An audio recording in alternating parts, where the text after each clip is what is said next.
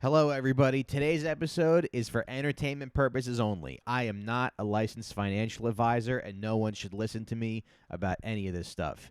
We are just trying to make you laugh, and that's it. But also, let's make some money together, huh?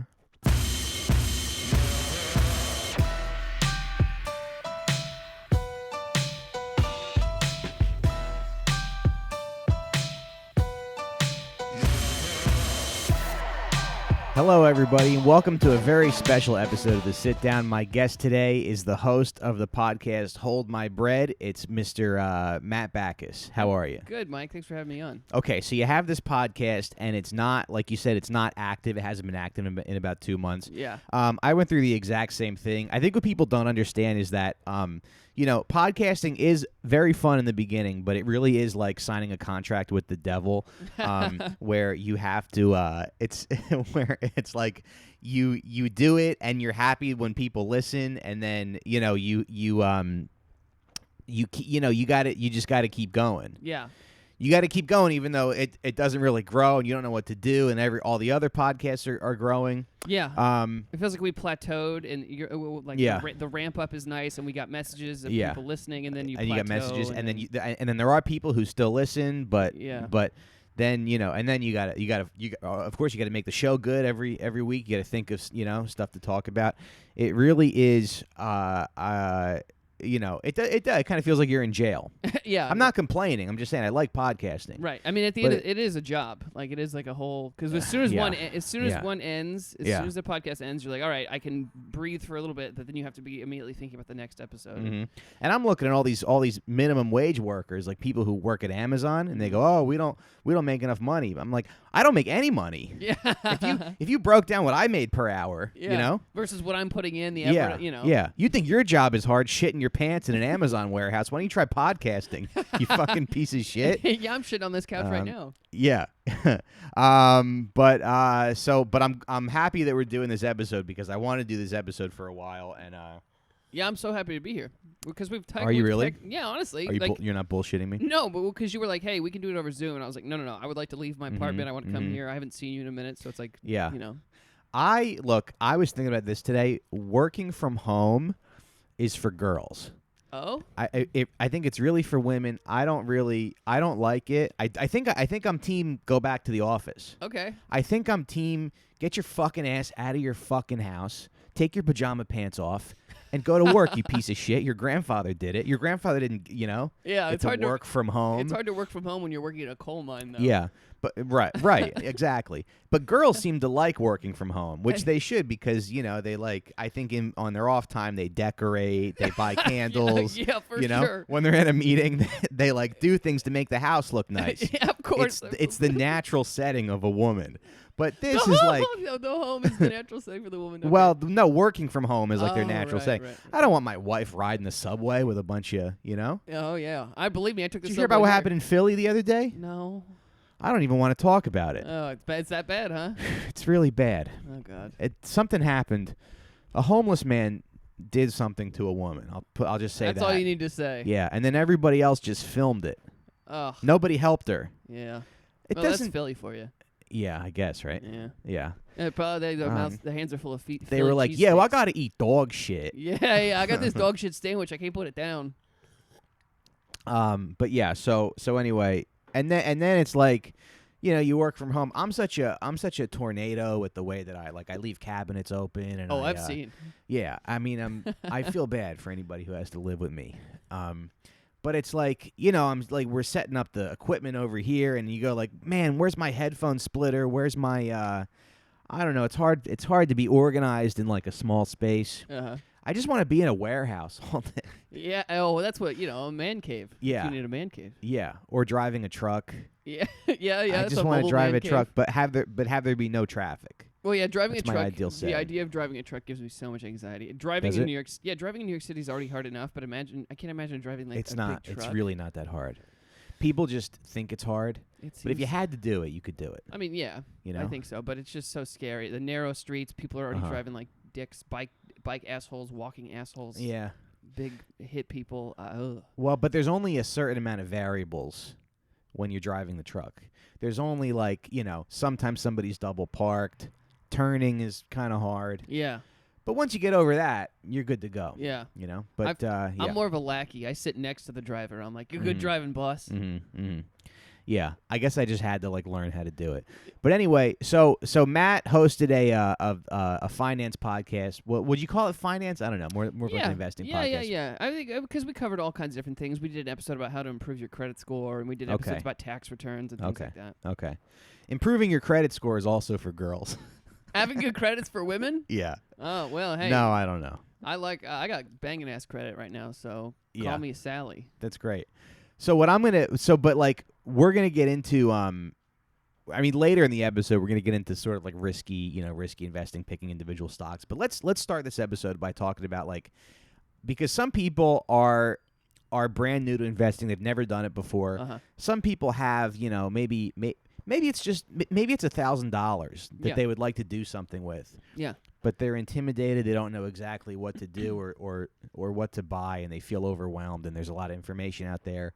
So, if you had your first $1,000, if it was $1,000, $1,500, $2,000, what would you do with it? And by the way, I'm going to put a disclaimer in the beginning of this, but we're not financial advisors. This is for entertainment purposes only. Yeah. This is a comedy show. Yeah, you got to do your own research. I mean, that's the thing with our podcast is it's up to you to do the research. We're just going to kind of give you some information. But you should do your own research. But I want to say, I think you should listen to me because I've done very well. I've done okay. Well, so currently, I mean, honestly, if you're talking today, it's like I don't know how much you've been following the GameStop stuff, but that is real. Like I made a big chunk on that first GameStop. I was on GameStop back in. Now you think it's over? No, it's not over. Oh. I sold my AMC yesterday. That was a bad move. Yeah. Yeah. Okay. I think it was a bad move. Okay. I mean, I don't know. I don't know how much profit you made off of it. But I might buy back in. Well, I'll tell you what. Yeah, definitely do that. I bought about 180 shares back in January. That's great. I tried to I tried to buy it right away that morning, and trading was cut off. Yeah. For some reason, Schwab wouldn't let me. So if you're new to investing, the first thing you want to do is open up a brokerage account. Right, in my opinion. So E-Trade, Schwab. Does Vanguard have? I don't know. I use Fidelity. Okay. Fidelity's been good. Avoid Robinhood as much as you can. They are scum. They're scum. Yeah. Yeah.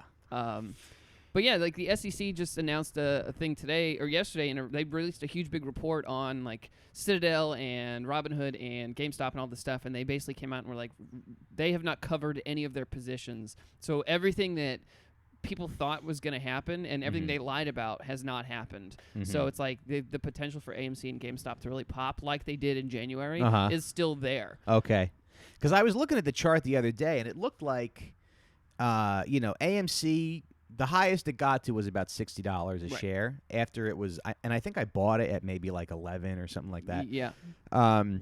At like $60 a share, and then but it hasn't gotten up to 60 again. It's hovered around 50 for a little bit. I think it's at like 43 right now. It's at like 43 right now. Yeah. I just figured I would sell mine because I bought 180 shares. When it first popped, I sold when it was at like $50, I sold about 120 of them. Yeah. Because I was like, that's like good profit right there. Yeah, and I was also like, well, I have a kid now. I should be making more sensible investments. But that's what I did. So I kept 60 shares, and then so now with my 60 shares, I was up about like $1,600, I think. Yeah. So I was like, let me just sell this, and I want to go into the next couple months with some more cash. In my account. But maybe I'll buy back in. I don't know. But you say... I think it's worth buying back in. I think I'm going to buy some AMC today. I'm going to buy some GameStop today. Okay. But, You're still in the game... Because it feels like GameStop was over. No, it's not over. It just feels like it's over because it's been going on so long. It's like fatigue sort of thing. It's It's been going for so long that people think it's over or people think it's not going to happen. But... I mean, I rode the GameStop wave early. Like I got in at the original bump, like before my average price point back when all this happened, I think was like $100 something back in January, and then it bumped up to what it bumped up to. Then it dipped down again, and I think it's gonna keep. I think it's gonna. There's gonna be another big pump. I mean, it might not happen for a couple weeks. It might not happen, but I've been holding for months now. So it's like, and it's just up and down. that's the thing about investing is you have to be willing to take the swings. Like it's not for the faint of heart. Yeah. You know. See, I think if you just want to get some money into the market, what I would do personally, if you have like $1,000 or $2,000 or whatever, I would just buy some ETFs. Yes. 100%. You know, like let's just do this for like the absolute, beginners. Yeah. What you would do is you want to open up a brokerage account. You want to buy there's funds that mimic the S&P 500 or the total stock market or whatever it is. They're called mutual funds or ETFs or whatever. So you buy them like you buy a stock. So the fund that I would recommend that I had was RSP, which kind of mimics the S&P 500. There's a lot of different companies that can that have these types of funds. Right, and the S&P 500 is like has consistently been just gaining for like the last. I mean, it's never posted. It's returned an average of 10% for the last like 100 years or something. Right, exactly. It's very safe. Yeah. And honestly, like me saying buy AMC and GameStop is, I think it's good, but I also think it's not like. That's not traditional. Like that is not a way to start investing because we're in like a very unique situation. Yeah. So what you're saying is much better advice. Well, I would say if you're brand new to investing, I would just buy a few of those funds, and then once you do that, then you can like get your money in the market and just kind of see how it moves. You know. So now it's like just give it a couple weeks and just you check it and you see if it's going to go up and go down a little bit. You're not going to see like drastic swings unless you buy right before the pandemic or of course the next one or and then there's all these. I mean, there's a lot going on right now. It's interesting because there's a lot of stuff going on right now that I think a lot of people aren't paying attention to. There's like the SEC is investigating a couple companies, and then you've got the stuff going on in China. Have you heard about any of that? No. So there's basically a housing crisis that is. The Evergrande? Yeah. So they're going to supposedly default, I think, on all their stuff October 23rd. And depending on how the Chinese government, because the Chinese stock market is tied to the government, obviously, because everything is tied to the government in there. But depending on how Good thing ours isn't like that, huh? Yeah, exactly. Thank God Good we're thing different. we don't have 5 corporations that own the government. But so the world, if you look at like how much of the world economy is propped up by China, it is a huge percentage. So depending on what China does with their housing how they handle the housing crisis that they're about to be in, it could send our stock market dipping hard. So now is an interesting time. Yeah, I definitely think so, because it's like if China's stock market really tanks, it's like ours kind of mimics theirs, and we kind of go with them, and I think it's gonna really hurt us. So now is an interesting time to invest. I would definitely be careful getting investing now, because now is a very volatile time. Right. Okay. So if someone's brand new to investing, you think maybe they should wait like a couple months or. Yeah, I mean, well, the first thing is don't play with any money you can't afford to lose, and scared money don't make money. That's the 2 things I'll say. But it is, like I said, it is a bit of a couple months ago, like even during the pandemic, I would have been like, things are on sale. Yeah. Like that would have been a good time to get invested, But now it's like things are strange. Even I'm a little nervous. I've been investing now for about probably 6 years, and even I'm like a little nervous about getting into anything too new right now, just because, like I said, I think the economy, something not to be too conspiratorial about it, but I do think something is going to happen. Really? And it could be bad. Now, are you going to go into this year with like a little more cash? Nah, I don't think I'm going to change too much, honestly. Yeah. I don't think a lot is going to change. I still have some crypto. I still have my GameStop AMC. I have a couple stocks here and there that I'm watching. But I really don't think too much is going to change much for me. I told you we're moving into a new apartment, so I'm about to have a lot less cash. But I don't think too much is going to change. I'm really hoping that GameStop and AMC pop off soon, but I've been saying that for a couple months now. Yeah, I kind of feel like it just kind of hovered around whatever. It hasn't really gotten above, 50. 50's been the highest that it's been. Yeah. So I just kind of feel like, I sold my AMC because I just wanted to, I don't know, I just want to start making investments that are more like well researched and not, That's very reasonable. And I do kind of feel like, a lot of the people on YouTube. Now here's one thing I want to get into though. People, my favorite thing about investing is that you might think that there's people who like know what they're doing and know what they're talking about, but literally no one can predict the future. Right. No one really knows anything, and what's kind of cool about it is like your guess is as good as anyone's. So if there's a new candy company that invented like a new kind of candy, let's say it's like, I don't know, what's your favorite? Let's say it's blue. Let's say it's blue candy. I don't know what the, and something in your gut tells you right that that you should buy it.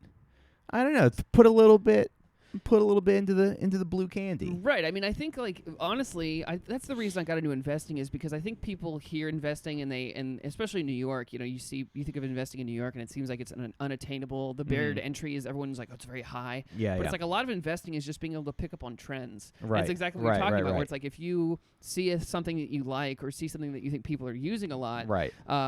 That's you just picking up on trends, and that's what people are just do. A lot of people in the stock market are just doing that. They're picking up on trends, and you get to a certain level where it's like they're just creating and manipulating trends. But on the ground floor, it's like if you're on a train and you start seeing a lot of people wearing the same clothes or the same shoes, or I remember when AirPods first started to come out.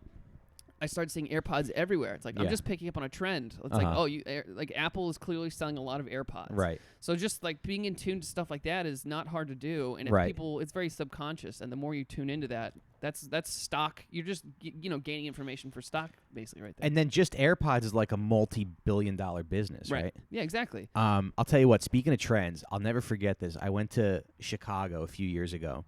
And it was like 2009. I went in March. It was really cold Chicago winter. And there was this ice cream place, and they were selling, instead of selling ice cream, they were selling warm pudding as a dessert. Oh. And this was around the time of Pinkberry and the big frozen yogurt trends. And it was also around the time of the cupcake trends. So there were all these dessert trends. And buddy, if I could have invested in warm pudding back then, I think I would have. I think I absolutely would have. I was like, this is gonna be the winter dessert that everybody's into. You're gonna go out, you're gonna get warm pudding, and it was pretty good. It was it wasn't bad. It was just like a warm dessert that tastes good. Sometimes it's winter, you want to get out of the house, but you don't want to get ice cream. Right. You go, hey, let's get some warm pudding. Yeah. Now, I was wrong, obviously. That wasn't, and I'm glad I didn't invest any money into warm pudding. Right.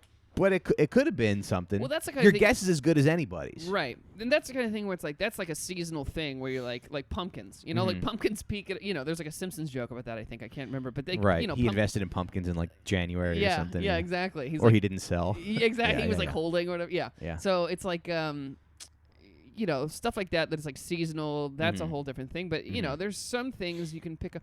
Like looking back at the fidget spinners, that whole thing that was huge. Whoever fidget spinners were everywhere. Yeah. And there was just people making money left and right on them. Yeah. And then at a certain point, it's like they just stopped. They just stopped. And then somewhere right now to this day, there's warehouses full of fidget spinners and people that are like, I lost my ass on these things. It's like yeah. Picking up on shit like that is very important to investing. Yeah. But I think that, okay, so just one more time. If you're brand new to investing, you want to buy index funds and ETFs. Look into RSP, look into some Vanguard ETFs, and just put your money there. And also invest in yourself. Right. Maybe you need to buy a new drill or some, a couple power tools for your job. Or maybe it's a haircut. So you look better on camera. 100%. Whatever it is, that's a very good way to look at it. That's the way I look at shoes and clothing and things like that. Where it's like people are like, I got the cheapest shoes I can get, and you're like, all right, well, those are cheap now, but it's like they're not going to last you as long as a good pair of shoes will. So you're going to have to in the long run, it's worth investing is everywhere. It's what do you find value in and things like that. Right. I mean, hopefully you're not a wage slave, or you're trying not to be one, and hopefully maybe you have something that you want to do. Maybe there's a business that you want to start, or whatever it is. Right. I mean, unless you have a good job, but I do think I really do feel like investing in yourself is always better than investing in a company that you know nothing about. So for example, if you want to, look, if you're a podcaster, you should spend thousands of dollars on a camera and see what happens, and or just whatever it is, whatever you do. Right. I just feel like it's always better to invest in yourself than stock market. Yeah, because there's that whole saying where it's like nobody's going to work as hard for you as you are for yourself. And it's like if you are going to spend the money on stuff, it's like hopefully you're going to use it and you're going to work for it and you're going to, you're actually going to, I don't know, work, like I said, work for yourself sort of thing. For sure. Definitely. All right, but let's get back to the stock market. Yeah. So, because I think we should talk about strategy or just like what our strategy is with investing. Yeah. So my thing is always like I'm thinking 3 years from now. I try not to buy. You definitely don't want to. So what I've heard is that getting young guys addicted to day trading is like getting them on heroin. Right. You don't want to try to make money like in the short term. What I've heard is that like 90% of day traders fail. Right. So what you need to do is you should have the intention of putting your money in these companies for a long time. Right. Not touching it for at least 3 years is just what I would suggest. Maybe 1 year, but I'm always trying to think like 3 years from now, right? Right. And I mean, that's the other thing that's fun about investing is it's like there's a bunch of ways to do it. There's people say diversify, and that means a lot of different things because there's a lot of different ways to diversify a portfolio.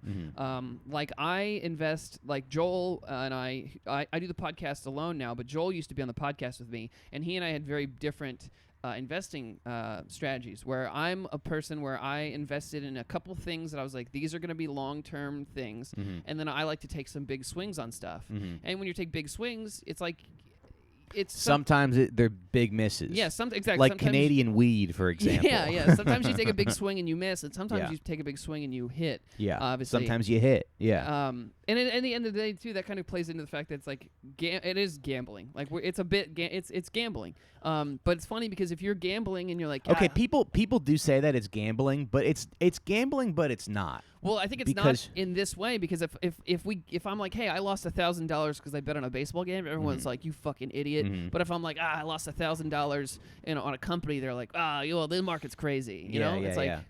But then if you don't sell, you never know what's going to happen with that investment. Or, I mean, I don't know. It's all about kind of like making decisions and using your instincts. And I mean, that's kind of what I love about it. Yeah. I love, like having my money in there, and I love thinking about what's going to happen. And, I have some, but I also think long term, I think what deters people from investing is they think they're going to like put their money in and they're going to lose everything. Right. Which I think that, I don't think that's going to happen because that happening means America would fail. Watch, we get attacked by aliens right now. What's that? There's just UFOs. Yeah. I mean, that can happen. If you make bad call, like I was reading something today about. But if you put your money into big companies and some of these funds, so you should definitely separate like the money that you put into safer investments, like bigger companies and funds, like mutual funds and ETFs. And then take some money aside for like some riskier stuff. Yes, exactly. Because I like investing in 100%. riskier stuff. That's exactly how I do it. So, like when I first started investing, I invested in Tesla early. I invested in some stuff early that I was like, I feel safe and secure in these investments. And then I took some other money and was like, this is what I'm going to allow myself to play with and kind of to play with. Yeah. And it's it's almost like a very video game gamify thing where I'm looking at it go up and down, and it's just better than going to a casino because there's no old people when you're home on the website. There's no old people smoking to bum you out. I was just about to say nobody's blowing smoke, just chain smoking into my face. Yeah. So I think that's the thing about investing is the longer you do it, the more you kind of figure out what you feel comfortable with and what works for you and what doesn't. But like I said, the biggest things are, I remember being told, scared money don't make money. Don't play with more than you can afford to lose. What does that mean? Scared money don't make money. You can't be afraid. You can't panic sell. Yeah, exactly. Don't panic. Like that's what I mean when I'm like, you got to be able to take the good with the bad. Like you can't, if it dips, like that's one thing I've learned over the last couple of, maybe the last year is it's like there's been investments where I've been down $2,000, right. And I'm like, I'm gonna hold because I believe. but in like a day, it's 2,000 in a day. In a day, yeah. And I believe. I'm believing this, and it climbs back up. Yeah. So. Right. It does climb back up. And sometimes it doesn't. Sometimes it just. I invested in BlackBerry. I don't know what that's going to do because when all the meme stocks were happening. Yeah, so that was a big down, one. So that's down about 50%. I don't really see that coming back. It's kind of whatever, and I might just sell and cut my losses. I'm down about $300. But honestly, that could be a thing where it's like, because I remember reading about BlackBerry about a couple years ago or a year ago, whatever, when this whole thing was popping off. And the thing with BlackBerry is everyone was like, they have a bunch of patents. They have a bunch of patents that are going to pay off. And it's like that still might pay off. And, you know, it might just be a longer than expected. But with investing, it's like the same thing where with crypto, where I have a bunch of Dogecoin and I got it at 2 cents. And everyone is like, I'm in. I made $50. I'm going to sell. And it's like, do you need $50 right now? I'll give you $50. It's like, you know, it's like, what's the point if you're just trying to make $50? It's tough. So it's like, if you need the money, then definitely sell. And you want a bag hold, like that's when you just write it down to just a total loss. But, you know, I don't know. Well, I mean, I think that's kind of the hard part. It's tough to make those calls because I do have a lot of investments where I mean, the first thing I ever invested in was Canadian weed because they were like, they're going to legalize weed. And I was like, I think in Canada, I was like, we gotta do it. And I put like, I mean, I had some money from, you know, some TV stuff that I did. So I put like $5,000 into this one Canadian weed company and, you know, it went down like 70%. And I think I lost, you know, a good amount. And then I didn't really do much after that. Yeah. And this was like 2018 when like the stock market was starting to take off, I guess. I think in 2018, 2019, people did really well, it seems like. Yeah. Well, and then there's a whole other thing. Like, the more you get into it, the more you can learn these, like, different strategies where it's like, like, for me, I made money on GameStop last year, like a decent amount of money, and so I'm going to have to pay a bunch of taxes on that. Yeah. But I've also had some losses. Like, I haven't won. I'm not only making money, I've lost. So it's like those losses aren't necessarily a bad thing because losses then can offset your gains, you know? Right. So you're not going to be as penalized. You can write those off. Yeah, exactly. You can write those off, so they're not going to eat into your profits as much. That sort of thing. So that's a whole other. I mean, there's just so many different things you can learn. Yeah. And I just learned about that, like a couple months ago. Yeah. I constantly think back to like 3 years ago though when I started investing. So I I opened up an account. You would think that my dad would help me out with that or something. But I really did just kind of teach myself how to do this stuff. Yeah. And I started watching this one YouTube channel. It's this channel, Financial Education. So I always think back to like all the stocks that he was recommending 3 years ago.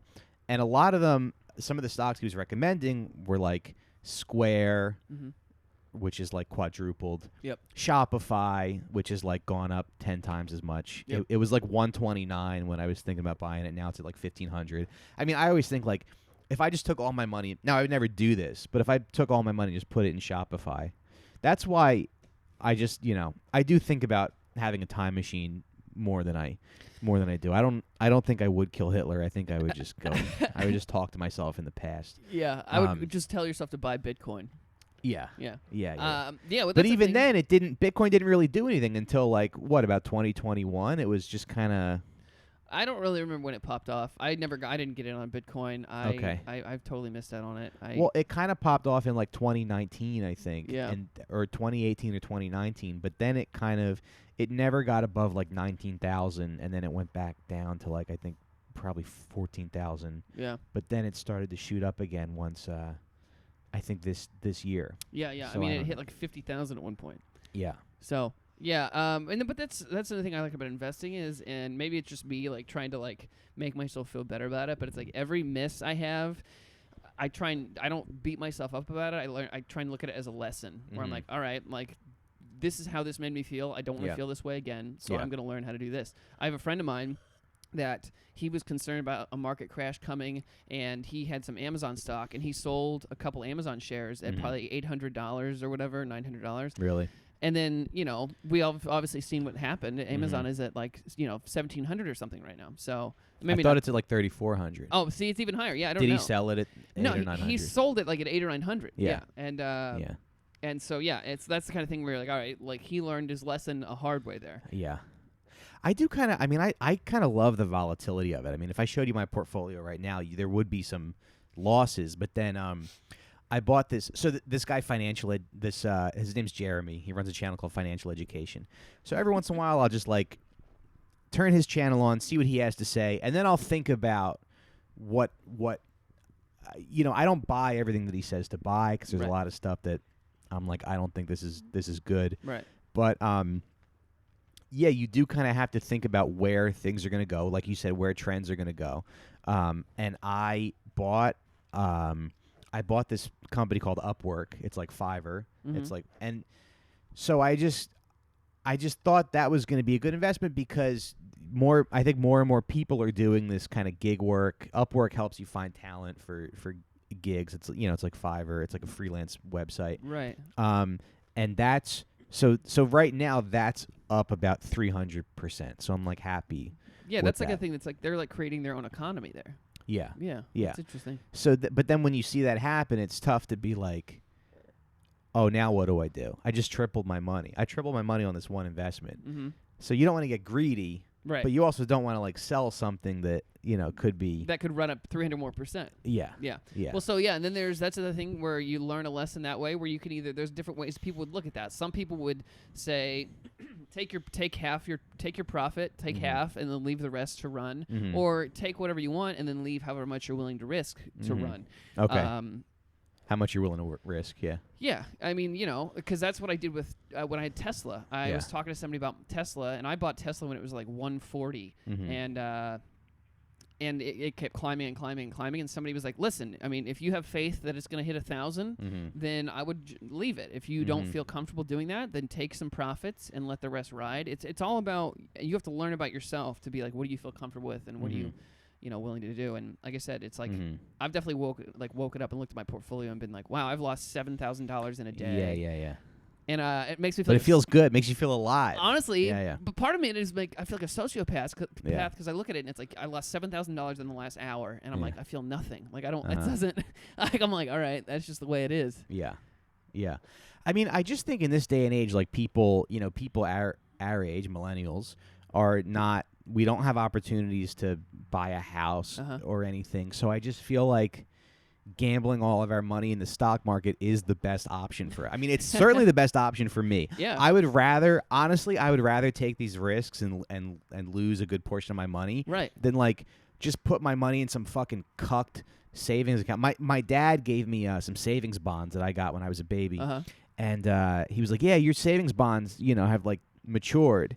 So I think I had about, I want to say maybe like $1,000 worth of savings bonds, and I cashed them, and it ended up being like less than $1,800. And I was like, if you took this money and you put it into like Disney or something like 30 for years sure. ago, this is ridiculous. So I took all that money and I opened up an investment account for my son. So now I have a growth index fund for him and some Neo stock. Yeah. So that's what I have for him, and then we just put some more money in there. So that's. I'm excited to like not be a cuck like my father. Yeah. Be able to do that for him. So, but your dad taught you something, like you learned. Your dad inadvertently to not taught be a bitch. Yes, exactly. Yeah. You learned that from your dad. Yeah. But I'm the same. That's what got me into investing a little bit. Where it's like I've been lucky enough to have. I'm certainly. I don't come from money. My dad left when I was young. He never taught me anything about money. Right. He's gonna come crawling out of the woodwork someday. Yeah. But like Oh, hey son, I heard you got a little money podcast. Yeah. I always knew. I always believed this. I heard you got 5 Patreons. You some bullshit. Yeah.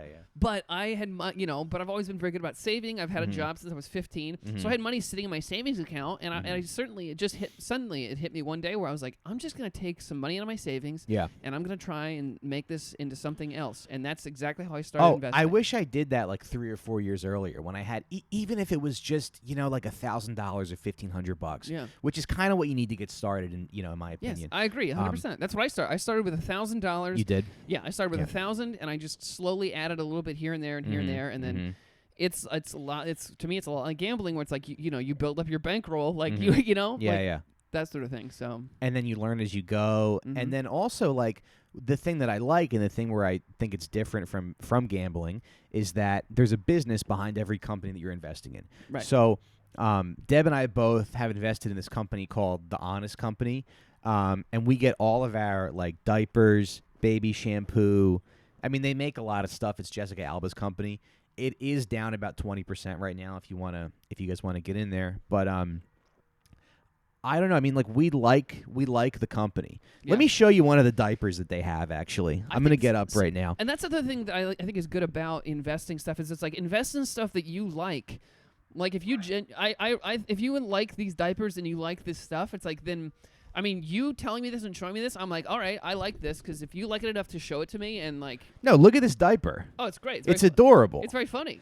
It's Eggs, you toast. guys can't see it at home, but it's a teal diaper with like little breakfast foods on it with faces. Yeah, that's so great. it's a little egg, a little cup of coffee, a little cinnamon roll. Well, and that's the thing. I like, mean, diapers are. I mean, you don't need me to tell you this, but like diapers are. It's like they're like you buy a lot of them. You buy a lot of them, and there's kids being born all the time. So your kids outgrow them. Yeah. So I mean, that's great. They have another diaper that's like it's got pandas on it. I don't know. There's just something about I just like their product.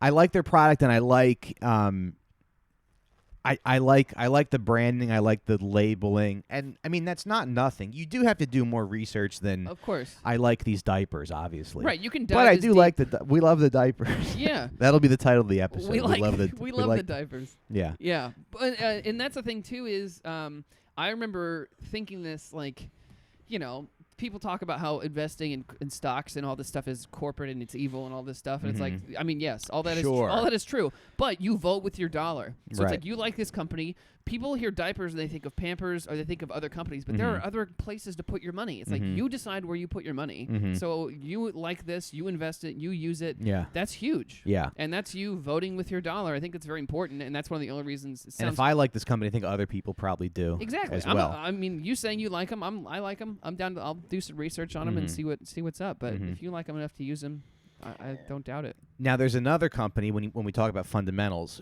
There's another company that Jeremy I don't know. He's really heavily into it because I've been following him for a long time. I've been watching his videos. The company's called Tattooed Chef. TTCF is the ticker symbol. And he used to do a lot of videos where, and this guy has. I've made money following what this guy says. I mean, he picked like Square and Shopify and Roku a long time ago. But it seems like now, 3 years later, there's only a handful of stocks that he's always pushing, and I think they're smaller companies. I'm not sure, but it's Tattooed Chef, Corsair Gaming, and some other stuff. But I haven't been doing as well with the companies that he's suggested lately. But he also did suggest Upwork and Dropbox, which I did pretty well with. Right. So he was all about. So I also invested in a lot of some vegan companies because I kind of feel like that's the way things are going to go when people become more conscious. I really think people will get canceled someday for eating hamburgers. Right. Having barbecues. Yeah. No, but I think we are going to see more plant-based stuff. Maybe it will be 10 or 20 years, but I think eventually that's going to happen more and more. Well, and one of the things, to your point about veganism and barbecues and all that sort of thing is we live in New York, so it's like we kind of live not, people are like the coastal elite. It's and that's kind of true to a degree because. But were you saying we're better than them? Yeah, exactly. Because we get things before other people do. We're, here in New York, it's like oat milk, all these people in the Midwest are still drinking milk from cows. There's still not a lot of vegans. That stuff trickles outwards slower than it does here. So here we're seeing you're able to pick up on trends in New York quicker than in the Midwest. So I think that's another an advantage to living here too, is we're able to kind of see where things are going a little bit earlier because they're kind of dictated. Not that we dictate, but they kind of flow outwards from here. Right. So Tattooed Chef is a plant-based company. A lot of they sell a lot of frozen foods. They're not vegan, but they have pizza and they have mac and cheese and then they have some vegan, bowls and whatever. Right. So Jeremy was back in the winter, back in January, February, he was Tattooed Chef. He's like, this company's great. I listen to their conference calls. They have a great management team. It's going to blow up. I love the packaging. I love and he sold it so well that I took a $2,000 position in Tattooed Chef. I think the company was probably $18 or $20 at the time. He was convinced that in the summer they were going to blow up. So I bought a bunch of stock in it, and then I was like, you know what? Why don't we order some of their food and just see what it's like? Wait, you bought the stock before you tried the food? I did, Matt. Yeah, I did. but that's because the guy was selling it so hard. Yeah, right. And I just and that is the other thing too. You kind of have to watch out for. Sometimes you want to believe in something so bad. You want something to be. I mean, the Honest Company that makes these diapers. Yeah. They are down about. I think they're down about 15 or 10% since we bought them. Jeremy was pushing that one too, but I do like the company, and how long is it's that? something that I want to been bet around? on.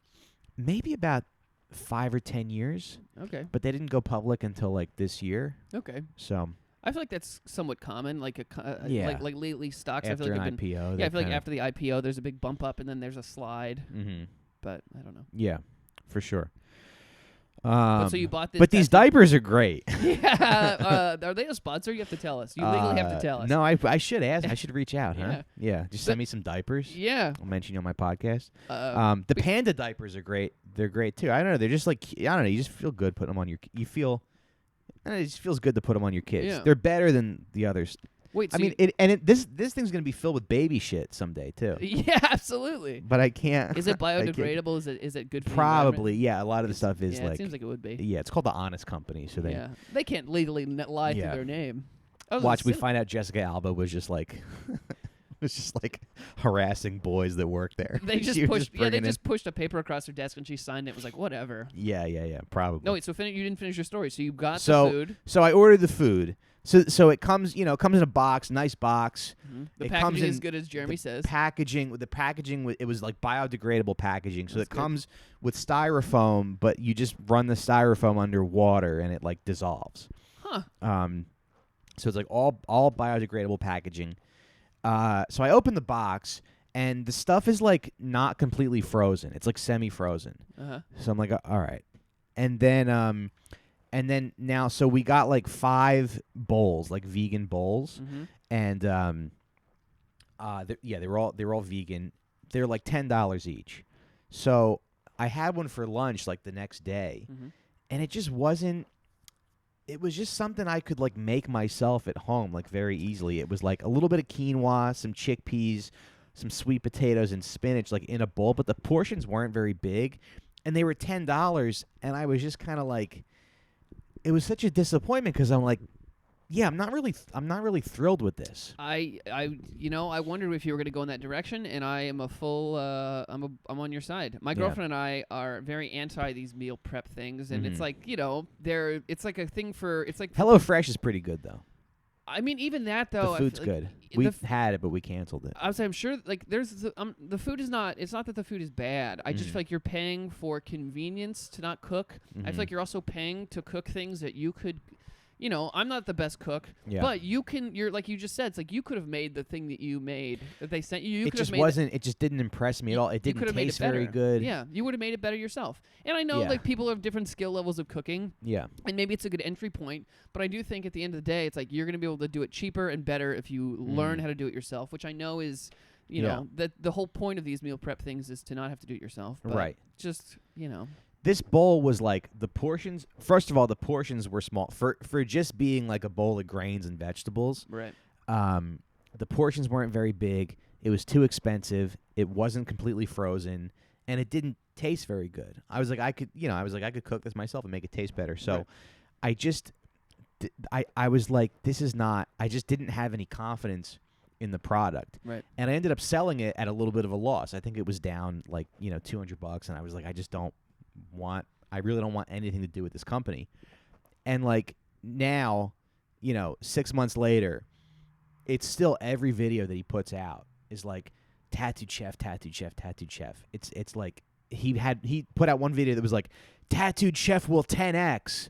So we were talking about this a couple days ago, and you were like, it sounds like this guy might be compromised. I don't know. I'm not sure. He's a bigger channel now than he was 3 years ago. And you have to take all this stuff with a grain of salt. You can't make decisions based on, at the end of the day, everything is your decision. But right. And you don't want to get all your information from one place, obviously. No, but it's just a little, it's just a little sus. 100%. And I think there's so many meal prep, like meal subscription services. Just so many. There's it's like it feels like a bit of a bubble. It feels like there's just too many of them out there where it's like this is eventually going to slow. If the food was just a little bit better though, or a little cheaper or something, I might be like, oh, okay, I'm on board with this. Right. But it's just not. I don't know. It just didn't impress me at all. Yeah, I truly feel like we're in a bubble as far as like subscription services because everyone's like, this is the future, and I'm like, it is to a degree, but I don't think it's gonna completely. Well, I thought warm pudding was the future. So sometimes we're wrong about what's the future. I think warm pudding needs to that needs like a that needs like a better name or be like a better PR. Yeah. Warm pudding. You say warm pudding, and I'm like, nah, I don't. It feels a little yucky, right? Yeah. But what would you call it though? I don't know. You could call it like Silk or something. You could open up a store called Silk. I mean, that's we need some winter. Yeah, that's true. We need some winter desserts. Is what I'm saying. That's true. I don't hate it. But yeah, I mean, get somebody that's good at marketing to market warm pudding differently, and I think you're absolutely right because it doesn't. Other than the name, it sounds great. Yeah, a nice bowl of warm because it's just like oatmeal, but it's like like warm ice cream. Yeah, it sounds great. I was at I was doing a show at the Wilbur Theater in Boston with Colin Jost. Nice. And Scarlett showed up. Oh, wow. So she was like backstage. So before the show, I was like hungry, and I went to 7-Eleven, and I got some snacks. I got like some cheese and some pistachios and stuff. Yeah. And so she came in the green room, and I was like, "Hey, Scarlett, I got some snacks here if you're hungry." And she goes, "Oh, great. Yeah, I can't. I really want some warm cheese." And I was like, "All right, fine." So warm is not always the best way to sell food, I guess. Yeah, some foods belong at a certain temperature all the time. I was like, all right, fine. Yeah. I'm sorry. Yeah, I didn't mean to disrespect you with my warm cheese. Yeah. She was like, take him away. Yeah. She's like, I'm in the middle of a lawsuit right now with Disney. I don't need you to... Which I heard she won, by She the did way. win, yeah. Good for her. Yeah, which is crazy. That's how Shout powerful she is. Shout out to friend of the show, Scarlett Johansson. Yeah. I hope you... We know you're listening. Yeah. I hope you fucked Mickey Mouse in the ass. Yeah, that's insane. I mean, that speaks to how powerful she is because nobody beats Disney except for Scarlett Johansson. Right. Yeah, I would not want to be married to a woman who sued Disney. I mean, that's... She'd be like, take out the trash. She's like, I defeated Disney in court. Yeah. I wouldn't feel... I don't know. You think I took out Mickey Mouse? You think I can't take out your ass? I took out Mickey Mouse. Yeah. I fucked Mickey Mouse in his ass. Yeah, I took him behind the castle and gave him what for. Yeah. So I think that you do have to kind of use... you definitely have to use your judgment with this stuff. I feel bad for anybody who's still into Tattooed Chef. I just want to be like, guys, order the bowls. Right. Order some of it and see if you want to invest in this company. I don't know. Yeah, I agree. I think that kind of goes with what we were saying as far as like doing your own research, you know, like drill down into the specifics of this company and see who's in charge of it, see where it's coming from, see who's, because this guy might be tied to it. I'm just saying. But you never know. But I do think a lot of times, like sometimes these rich people miss because they don't understand what the average person is like spending their money on. That's a very good point. So if you're a poor person, you might have a better idea of what to buy, of what poor people are spending their money on. Right. For example, you might not be into warm pudding. Yeah, exactly. You might hear the warm pudding and think it's a terrible idea, you know? But that is a great point, though. But we definitely need a winter version of an ice cream. I think climate change might have had something to do with that, too. The things we don't really have cold winters anymore. I mean, I don't know. I think we're going to get killed. It's going to be it's pretty cold out there right now. Is it? It's like 50. It's chilly. Yeah, today's chilly. Yeah. Yeah, that's a great point, though. Don't let rich people tell you what you... Like, rich people are truly just sitting in their cars trying to dictate and tell you what you like. And they don't know. And they don't know. And there's always going to be more of us than there are of them. That's true. Yeah, that's true. That gap widens every day. Yeah. I think that is a big takeaway. Like, your guess is as good as anybody's. Yeah. Yeah. So, okay, so let me ask you before we wrap up, what are you betting on right now? Well, I mean, like I said, I'm obviously in the GameStop, AMC. I think Tesla is. So you think I should not have sold my AMC? I mean, I don't think so. But if you're gonna buy back in anyway, I don't know. I don't think so. I think it's got room to go. I think it's gonna. Movie theaters are not dying. See, that's what but I kind of think maybe they are dying because I don't know if people are going out to the movies. It doesn't seem like now that they're all reopened, people aren't going back as much. I saw James Bond in the movie theater. Yeah. It was pretty full. It wasn't super full, but it was pretty full. Okay. I went like on a Thursday, I think. Okay. I like one of the long-term investments I've had was AMD. Okay. I've been into AMD since it was at like 13. I think it's at like 106 or something right now. Okay. I think that's solid. AMC's at 42 right now. Yeah. What is AMD? AMD makes they make like processors for like Xboxes and PCs and things like that. They like graphics cards and things like that, I think. But I've had them for a while, and that's the kind of one where I'm like, that is a long-term hold. You know, I've had that stock for 5 years. Oh, yeah? And it's been very consistent. The leadership is good. I've done a lot of research on it. It's very good. Tesla, AMD, what else? I don't know. I think Lucid. I think I mentioned Lucid to you. I think Lucid. Electric car companies are slowly catching up. I mean, they're just chasing Tesla. People hate on Tesla, but it's like they're just jackasses that haven't done any research. It's like I bought Tesla a long time ago. I have a Tesla shirt that I used to wear, and people would be like, "Nice shirt, jackass." And it's like, okay, nice shirt, yeah. They're about to. You see this? I have $400. Yeah, exactly, exactly. You bought one share. Yeah, exactly. But like. Tesla made me a fucking shitload of money because I was up on it early. So look into I don't know. That's what I would say. Yeah. Yeah, I have I bought some Chinese EV companies, and I guess there's a chip shortage right now. Yeah, so it's killer. Yeah. Neo. I bought some Neo. I told my girlfriend got into Neo. But I think it's I don't know. It's interesting with China stocks because China, like I said, it's all tied to their government, and it's like if it's the kind of thing where it's like if unless the government wants them to fail, they probably won't. Okay. That's what I believe. I could be wrong about that, but I feel like it's also closely tied to the government where it's like they're not going to let something fail unless they want it to. Right. One of my favorite stories is that they did some experiment in I think the 70s where this professor got a bunch of like professional analysts to put a portfolio together, and then he got a bunch of monkeys to throw darts at a wall with different stocks on it, and the monkeys portfolio performed better than the professional analysts. Yes, that happens. So all no the time. one knows a goddamn thing. Is the big takeaway that I want you guys. Yeah. I want you guys to get in there and take some risks. But just know at the end of the day, nobody fucking knows.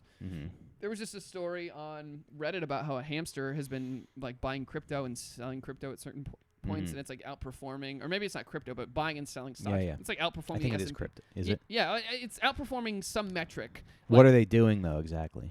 I think it's just buying and selling at different points or something. I don't really know. Okay. Yeah, but it's outperforming some sort of metric, and it's just like a hamster in a cage. Yeah.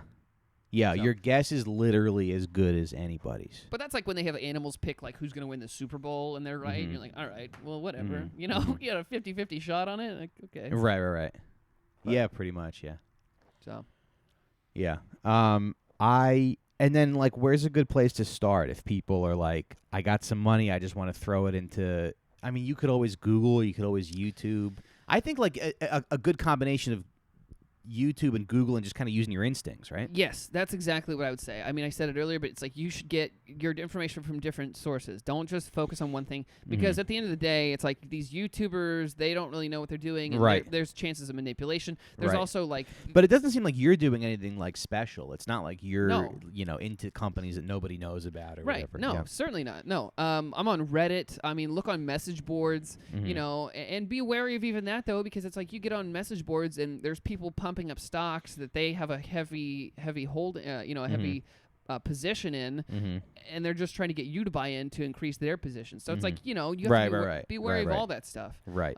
But, pull from different places, like Market Watch and all these others, a bunch of financial websites, MSNBC and CNBC and all that stuff. That shit they're criminals. Like, they're, absolutely. They're not to be trusted. Yeah. But, some of the stuff they may have. Well, they were they wouldn't stop demonizing the AMC and the GameStop stuff. Yeah, because it goes to show it's like... I mean, that was one of the greatest things I've ever done with my life, was buy AMC stock. Dude, dude, again, I've not come from money. I am not rich by any means right now, but I have the most money I've ever had in my life because of GameStop and because of AMC. And I literally found the GameStop AMC stuff on a Reddit, like back when. So Wall Street Bets has like 2 million followers now. I got into Wall Street Bets when it was like 500,000 people. Okay. Like I got in there, and just because I read something, and then that little thing I read jumped me to this article, and that article got me to this YouTube video. It might get to a point where they can kind of manipulate the stock, right? That's what people are saying is happening. Yeah. Like that's exactly what that's what the SEC, or not the SEC, but that's what like Citadel and everyone else is saying. That's what Elizabeth Warren probably said. Yeah, 100%. We need to ban Reddit right now. Yeah. Because these guys, they're not showering. Yes. They're just making tons of money in their mom's basement.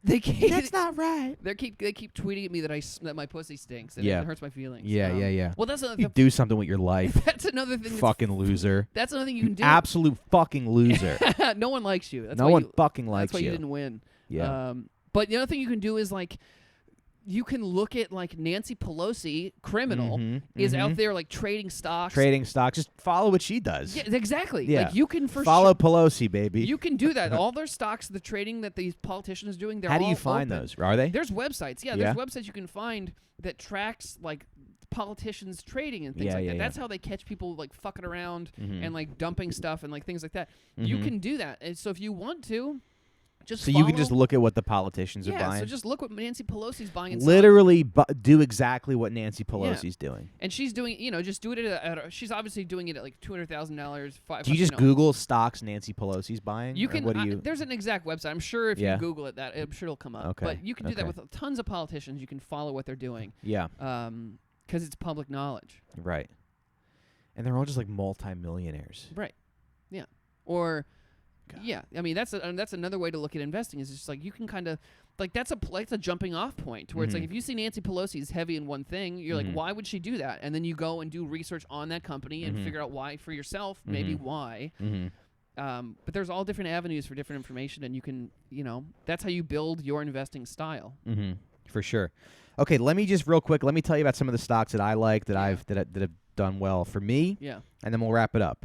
Okay, so this one that I really like, I bought this about 3 years ago, and then I bought back in maybe a few months ago. But it's Waste Management, baby. I'm up 13.76% from when I bought it. And it's just like, this is a great stock if you're brand new. There's always going to be garbage, and it's really only two, Waste Management and Republic Services, that do all the garbage. I think this is like one of the best investments you can make. Just buy the garbage company. Right.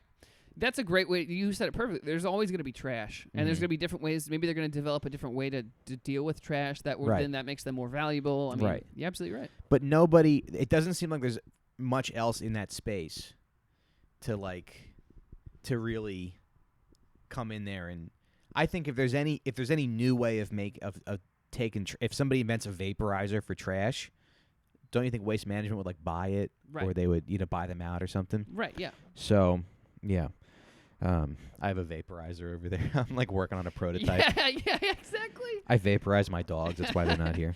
Oh, where are your dogs? They're at my mom's. Oh, okay. It's great. Yeah. Okay. SoFi's up 15%. That's a personal finance company.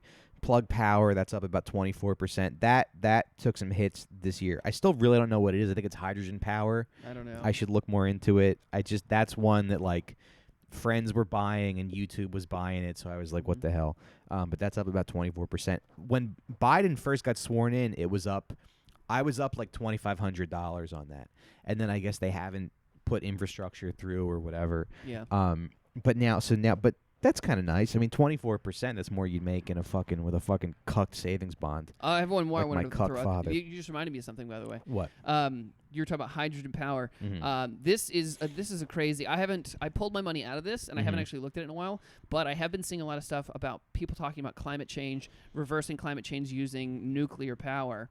So uranium. I think uranium is worth looking into. I think down the line. I feel like nuclear power, that's like a talking point, and I don't know how safe it is. I agree with that. Honestly, it could be a total mess. But that's the kind of thing where it's like, look into that because that just feels like a right-wing talking point to me. Is it really? See, I don't even know. Yeah. Okay, here's a bad decision that I made Now here's an example of like sometimes you do things that are stupid. Sometimes you don't do enough research about a company. I saw an Instagram post that said Americans are less into dairy milk now, and they're looking for alternative milks. Right. And you see all these memes about like oat milk and whatever, and like the meme with the guy at the tombstone going like this, and it's like the dairy industry, oat milk, the dairy industry. Yeah. So I'm like, yeah, oat milk. Oat milk's the future. Yep. Okay, so I bought about. I think I bought about $560 worth of Oatly stock, the oat milk company, and that's down about 35%. Jesus. That was just dumb. I just kind of made this like snap decision, and that was stupid. And there was some blog that was like, yeah, Oatly's not really anything. It's not, people don't have brand loyalty to it, and it's also kind of unhealthy. I mean, I don't know where it's gonna go, but right now, I kind of took an L on this one. It's down 35%. What are you gonna do? I'm not gonna go through every single one, obviously, but okay. So, really important advice: don't ever buy whole life insurance. Anyone who tries to sell you whole life insurance should be shot in the head and thrown into a ditch. 3 years ago, Deb and I bought whole life insurance from this guy. This guy that like her friend recommended, that her friend bought whole life insurance from. Do you know what whole life insurance is? I don't know. I feel like I've heard of it, but it's I don't know what it is. It's life insurance. It's life insurance that you pay. You can pay however much you want to put into it every month, and then it's apparently pays off, and then after like 35 years, you can cash it out or whatever. So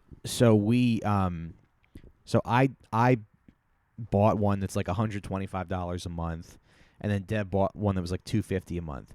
But it takes 12 years for it to get back to cash value, because the guys who sell it, they like pose as they present themselves as like financial advisors, and they're selling you this like shit product where they make big commissions and like you lose a bunch of money. So I put $125 in for like 4 years. I could have had $6,000 right now. I just cashed out the policy. I have $4,000. I lost like $2,000 buying this, and I don't know. Nobody told me not to do it, or so I'm telling you right now. Never buy whole life insurance. Yeah, I never heard of that, so I appreciate you spreading the word. It's just crazy that people do it. Well, I was with my girlfriend and I went upstate, and we were watching like basic ass cable TV, and we were watching it late at night. It was like old ass TV shows for old ass people, and they kept showing commercials for like something along that line, where it was just like, call this number. It was like highlighted, underlined, and it's like, they're just trying to take advantage of old people. Well, they sell it to you as like an investment, but I'm looking back on that. I'm like, why was a 28 and a 29-year-old buying life insurance? We didn't have kids or anything, so I don't even know. Okay, so I cashed out the whole life insurance policy. So I got like $4,000 back for that, and I started looking at like growth stocks and stuff. So I looked at this company. It's called Coupang. They're like the Amazon of Korea. They have you can like place an order. If you place your order before midnight, it arrives the next day. They're trying to like. They're trying to be like they deliver food. It's like all this stuff. I'm sure probably a very deeply evil company. The family from Parasite probably all works for them, and they're miserable. So I meant to buy 10 shares at like $27, and I accidentally bought 100 shares. But because I did that, I'm like, well, maybe this was like meant to be. I don't know. Yeah, I don't know. So they're like the Amazon of Korea. I'm going to look into them more. I'm obviously going to research more. I mean, I have a big position in this company. But do you have any crypto? I do. That's great. Yeah, I have a little Bitcoin. Oh, that's great. I have a whole Ethereum. Amazing. Yeah. And then I have this other coin called AMP that cool. processes transactions, and that's down about 50%. So I have like a percentage of a Bitcoin. It's like worth nothing. Yeah. And then I have some Ethereum. I have some. I have a bunch of Dogecoin. I have so much Dogecoin. Oh yeah. dude. And it's good. It's been good. Oh, it's great. I mean, I bought. And when are you gonna sell it though? Because it's nothing, right? I mean, all crypto is nothing really, but obviously, but like I bought I fully transparent. Like I think everyone should buy Dogecoin because it's like money is fake. Like the only thing, right? You know, of course, it's all fake. Absolutely, it only has value because we give it value. Right. But I bought a fuckload of Dogecoin when it was at 2 cents, and it's at like I mean, it hit like 75 cents. You'd like 10 extra money. It hit 75 cents. It hit, well, yeah. So back in May. So why didn't you sell it at 75 because cents? I think it's gonna go higher. Yeah. And then I look back on it and I'm like, well, I do wish I would have taken some profit now, but it's like I'm not worried about it because if I had sold and it was at 75 cents, I would have made like $150,000. And you know, like whatever, I'm fine with that. Like, it is what it is. Yeah, it is what it is. Yeah. So, but $150,000. I mean, you really. It's just such a weird thing the time that we live in because you can't even like buy a house. You can't even put a down payment on a house in New York City. Right. Or a lot of places. You can't even do much with that. Yeah, so 100%. And also I don't want to like buy a house somewhere and I don't ever want to be somebody's landlord. I think that's just a disgusting thing to do with your life. Yeah. Even though my landlord's very nice. They're a family. They're an Italian family. So we kind of keep. I don't know. Yeah. Well, there's some. It's like anybody. It's fine. There's some it's good like people fine. out there. They're good. They're good. I mean, they're good. But I do believe. I think Dogecoin. But if you're listening, I hope you get cancer. I hope you get testicular cancer. No, I'm just kidding. No, he's a good guy. It's a better. I think. But anyway. Yeah, I don't know. You just need so much. You need so much to have any kind of stability. So I think it is good to take these big swings. That's why that's one of the reasons I kind of do that is because it's the payoffs are big. The highs are high, the lows are low. But you got to take those swings. You got to take those swings. Matt, any final thoughts? No, I don't think so. Hopefully this was. I feel like we covered a lot of good stuff. That was great. We did. Yeah. Get in there, everybody. Take your money. Put in a brokerage account, and see what happens. Don't let rich people take the swings. Yeah, don't let rich people think you're. Don't let them have all the fun. Yeah, don't let them. The barrier of entry is not high. They're not better than you. They're not better than you. Like you can teach yourself to do. They these just things. have the government and the institutions and the media behind them. Yeah, but and we have the numbers. Well, and one of the things apes together strong. Right, and one thing that sucks is like the rich do get richer because it's like if you like the money I started with in Dogecoin. If you have $100,000, you buy $100,000 of Dogecoin, it goes up 2 cents. You've just printed money. So the rich get richer. So it's like you need to really fight for it. Yeah, but there's a lot of money out there. It's all and it's to be made. Let's try to get some, baby. Let's be smart and let's. Yeah, that's right. Thanks for having me on. Apes Together Strong. Thanks for doing it. Yeah. Check out Hold My Bread. It's the episodes are still on iTunes or wherever you get your podcasts. And you guys know the drill. Patreon.com/sitdownpod. Follow me on Instagram, Racine.Mike, Twitter @MikeRacine. I got some dates coming up. I'll be in St. Louis Thanksgiving weekend. I'm headlining Helium out there. I'll be trying to set up something for Atlanta the third week of November. And then I'll be in Minneapolis and Chicago in January. Hope to see you out at a show. I'll be in San Diego this week with Dan Soder. That's great. Yeah, fun. I'm bringing the family. Oh, that's great. When you can try comedy and a family trip together. Yeah, it's good. Yeah, come see me at Red Clay. I'm gonna be in Atlanta for Red Clay. See Matt at Red Clay. Yeah, that's like the first in week Atlanta. Of November. First week of November. I think so. Yeah. Cool.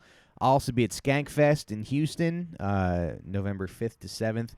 Guys, thanks again for listening. We'll see you next week. Bye-bye. Bye.